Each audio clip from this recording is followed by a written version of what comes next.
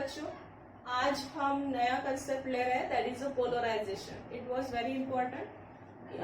हमें हाइगेंस ने बताया था कि lights are propagate in the form of waves, और न्यूटन ने हमें बोला था कि light are propagate in the form of corpuscles, that is a particles. ठीक है, लेकिन मैक्सवेल ने फिर आगे जाके बोला कि लाइट का ड्यूअल नेचर है, that is a particle nature also and the wave nature also. According to this, Maxwell said that कि lights are propagate in the form of electromagnetic waves. ठीक है, तो from first figure we can see the figure that is electromagnetic waves. अब इसमें electromagnetic waves में अगर आप जाओगे तो उसमें आपको देखो, उस फिगर में, उस फर्स्ट फिगर में आपको दिखाई देगा एक ब्लू लाइन से फिगर ट्रांसवर्स वेव निकाली हुई है और एक येलो लाइन से ट्रांसवर्स वेव निकाली हुई है। तो जो येलो लाइन की जो आपकी ब्लू लाइन की जो फिगर है आपकी ट्रांसवर्स वेव है वो इलेक्ट्रिक फील्ड है, और जो येलो लाइन से बताई हुई है वो कौन सी है, तो मैग्नेटिक फील्ड है। यहाँ पे दोनों एक दूसरे को कैसी होती है, परपेंडिकुलर। लेकिन हमें जो विजुअलाइजेशन होता है लाइट का वो कौन से फील्ड के कारण होता है, तो इलेक्ट्रिक फील्ड के कारण। तो लाइट्स यानी हम ये बोल सकते हैं कि हमें जो विजुअल मिल रहा है वो इलेक्ट्रिक फील्ड के कारण मिल रहा है। तो हम कौन सी वेव कंसीडर करेंगे, that is a electric field वाली वेव। तो वो ऐसी दी हुई है आपको, ठीक है, ये ऐसी इलेक्ट्रिक फील्ड वेव्स दी हुई है। अब ये जो इलेक्ट्रिक फील्ड वेव्स है वो यानी हम अगर एक सन सोर्स लेते हैं तो सन में से जो रेज निकलते जाएंगे उसमें हम दोनों फील्ड लेंगे, that is electrical and magnetic field. लेकिन विजुअलाइजेशन के कारण हम सिर्फ कंसीडर कौन सी करेंगे, इलेक्ट्रिक फील्ड। ठीक है, और आपने देखा होगा कि इलेक्ट्रिक फील्ड का जो हम नेचर ले रहे हैं वो कौन सा नेचर है, तो ट्रांसवर्स। वैसे हाइगेंस ने पहले लॉन्जिट्यूडनल बोला था, लेकिन बाद में प्रूव करके दिया कि लाइट्स कौन से फॉर्म में ट्रैवल करती है, तो इन the form of the transverse wave. ठीक है, और इसका प्रूफ भी हमें इस प्रोसेस में मिल जाएगा, पोलराइजेशन के प्रोसेस। तो पोलराइजेशन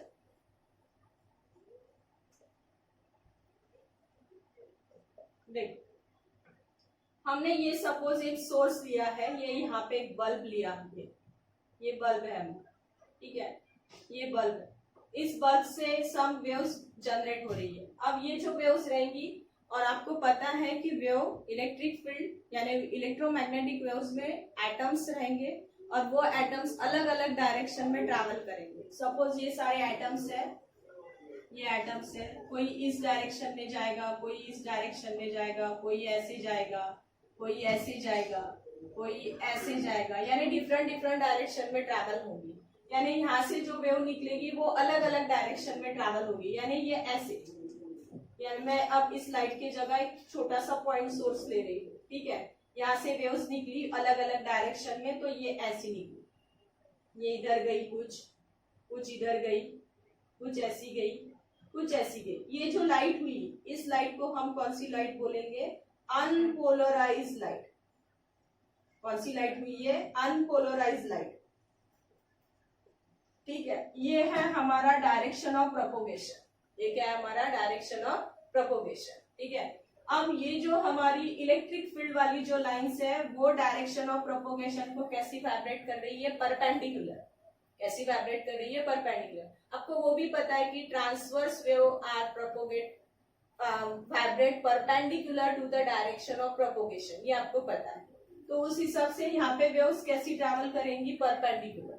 तो ये सारे जो पार्टिकल्स है, यानी ये सारी जो वेव्स है वो कैसी वाइब्रेट करेंगी, perpendicular to the direction of propagation. ठीक है, अब इसके बीच में अगर मैं एक, यानी ये मैं आपको ऐसे बता रही हूँ, ऐसी क्यों, सपोज मैंने ये वेव्स ली हुई है, ये वेव्स ली हुई है, ठीक है। अब यहाँ का एक वेव ऐसी जा रही है, ये वेव जो है इसका जो ये इलेक्ट्रिक फील्ड है, इस इलेक्ट्रिक फील्ड का कंपोनेंट, दो कंपोनेंट में ये इलेक्ट्रिक फील्ड रिजॉल्ट हो जाएगी, एक वर्टिकल कंपोनेंट और एक कौन सा जाएगा आपका, हॉरिजॉन्टल कंपोनेंट। तो वर्टिकल कंपोनेंट में ये जाएगा ई कॉस थीटा और हॉरिजॉन्टल कंपोनेंट में कौन सा जाएगा, ई साइन थीटा। ठीक है, तो ये ऐसे मर्ज होके फिर से आपको ये ऐसी दिखेगी। आप इसका फ्रंट व्यू देखोगे तो वो ऐसे दिखेगा, और इसमें से सिर्फ ई कॉस थीटा को वो ट्रैवल करेगा, ई साइन थीटा को वो ट्रैवल नहीं करेगा। क्योंकि ई साइन थीटा जो है वो डायरेक्शन ऑफ प्रोपोगेशन को पैरेलल है, ऐसे जा रहा है, और ई cos theta direction of propagation को कैसे जा रहा है, परपेंडिकुलर जा रहा है। ठीक है, तो यहाँ पे अगर मैं एक क्रिस्टल डाल दूं, इसे हम पोलराइजर भी बोलते हैं, ठीक है, और ये इसकी क्रिस्टलोग्राफिक एक्सिस है या पोलराइजिंग एक्सिस है। ठीक है, अब ये वेव्स, यहाँ से बहुत सारी ऐसी वेव्स निकल रही है। ये कौन सी वेव्स है, आपकी अनपोलराइज्ड लाइट वाली वेव। ये बहुत सारे अनपोलराइज्ड लाइट यहाँ से निकल रहे हैं। अब इस एक्सिस को जो लाइट पैरेलल रहेंगे वही यहाँ से ट्रैवल करेंगे, बाकी वाले ट्रैवल नहीं करेंगे। यानी ये ऐसा अगर जाता है, ये ऐसा रे अगर यहाँ से जाता है, तो इसका सिर्फ ई कॉस थीटा वाला कंपोनेंट यहाँ से ट्रैवल करेगा, ई साइन थीटा वाला ट्रैवल नहीं करेगा। क्यों? क्योंकि ये थोड़ा सा टेढ़ा है। इसका कंपोनेंट में हम इसको दो कंपोनेंट में रिजॉल्व कर लेंगे, E sine theta and E cos theta, तो उसमें से सिर्फ कौन सा जाएगा, ई कॉस थीटा वाला।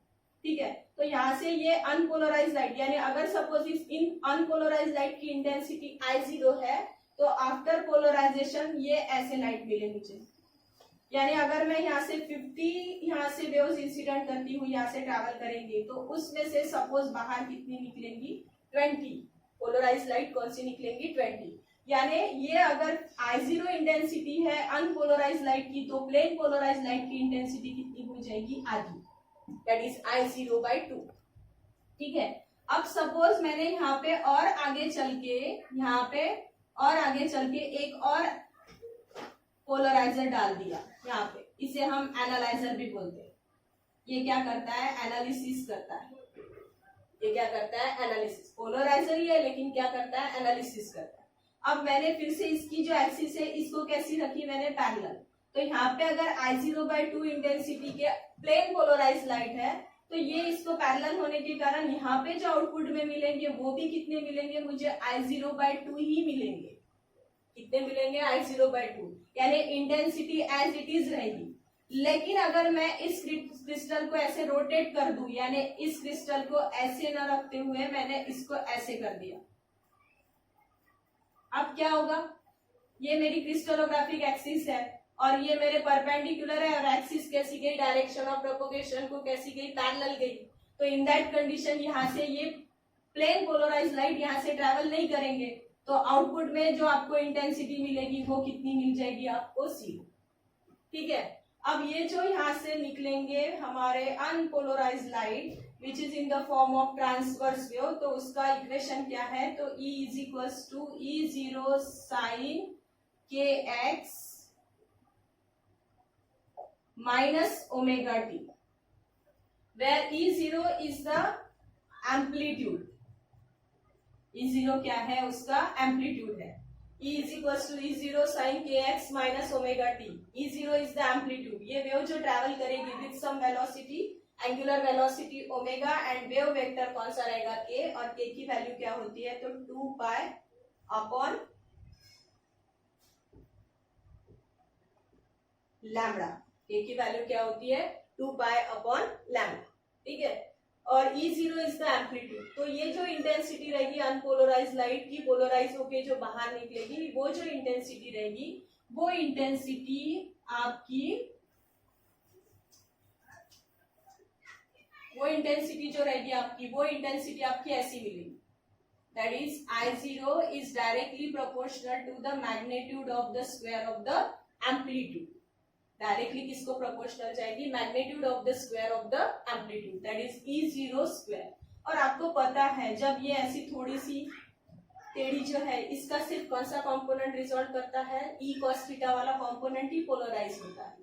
तो ये ऐसा जाएगा, अगर मैं इसको डाल दूं, that is E0 cos theta के फॉर्म में, तो ये कैसे निकलेगा बाहर, that is E0 square cos square theta के फॉर्म में, that is I0 is equals to, that law is called as a Malus law। इसे हम कौन सा लॉ बोलते हैं, Malus law। that is I0 is directly proportional to the cos square of theta। ये कौन सा लॉ है, Malus law। ठीक है, इसने ये यहाँ से हमें प्रूव भी करके बताया है कि जैसे अगर मैं यहाँ पे इसका एंगल 0 रखती हूँ, cos 0 रखती हूँ, तो cos 0 की वैल्यू 1 हो जाएगी, तो इंटेंसिटी क्या हो जाएगी, मैक्सिमम।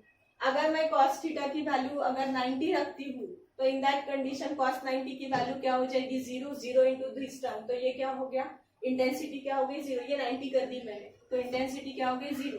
अगर मैं 0 से लेके 90 के बीच में एंगल उसके डायवर्ट करती जाऊंगी, बढ़ाते बढ़ाते जाऊंगी, तो थोड़ी थोड़ी इंटेंसिटी क्या होती जाएगी उसकी, कम कम होती जाएगी। लेकिन जैसे ही मैं 180 पे आ जाऊंगी फिर से इंटेंसिटी क्या होगी, मैक्सिमम। 90 पे 0 होगी, 90 से फिर से बढ़ाते बढ़ाते जाओगे तो इंटेंसिटी क्या होती जाएगी, मैक्सिमम होती जाएगी। ठीक है, अब इसमें कैसे हो रहा है देखो, हम ये यहां से ये बाहर निकले, ये कौन से हुए हमारे, ये जो हुए ये हमारे कौन से हुए, that is plane polarize light. कौन से हुए हमारे, प्लेन पोलराइज। आप फिगर नंबर 3 में देखोगे तो आपको ABCD एक क्वाड्रिलेटरल दिख रहा है, तो वो जो ABCD क्वाड्रिलेटरल है वहां पे आपके जो ये जो प्लेन पोलराइज लाइट है वो वाइब्रेट हो रहे हैं, इसलिए हम उस प्लेन को हम कौन सा प्लेन बोलेंगे, that is plane of vibration. और दूसरा है PQRS जो ABCD को कैसे दे रहा है, परपेंडिकुलर। PQRS कैसा है, ABCD को कैसा है, परपेंडिकुलर, जहां पे आपके ये जो प्लेन पोलराइज लाइट है वो वाइब्रेट नहीं करते हैं, तो उसे हम क्या बोलते हैं, that is a plane of polarization where the plane polarize light are not vibrate and the plane which is perpendicular to the plane of vibration, that type of plane is called as a plane of polarization। ठीक है, thank you, आज के लिए इतना ही।